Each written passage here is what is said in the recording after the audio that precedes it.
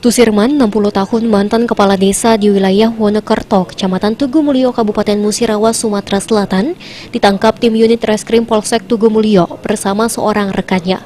Mantan kepala desa di Musirawas ini mengaku jika dirinya mendapatkan uang palsu sejumlah 30 juta rupiah tersebut dari seorang di wilayah Bandung, Provinsi Jawa Barat, dengan menukar uang asli sebanyak 10 juta dengan mendapatkan uang palsu sebanyak 30 juta rupiah.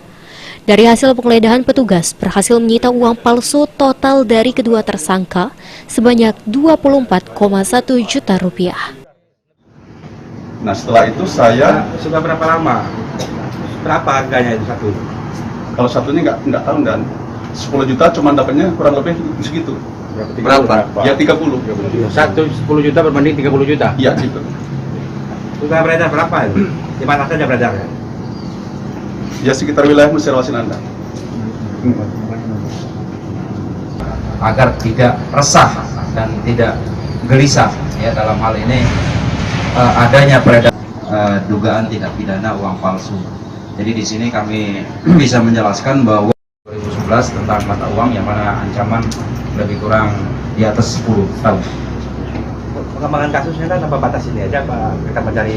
Ya, kita masih tetap melakukan pengembangan. Jadi intinya kita terus melakukan pengembangan yang mana dari mana tersangkanya, kemudian tersangkanya mendapatkan uang dari mana, sehingga kita gali sampai pelaku utamanya yang termasuk untuk yang membuat atau mencetak.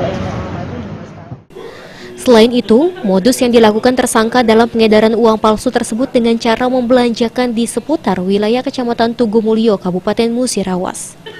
Akibat perbuatannya, kedua pelaku terancam dengan hukuman maksimal 10 tahun penjara akibat mengedarkan uang palsu tersebut. Adi Arianza, PAL TV.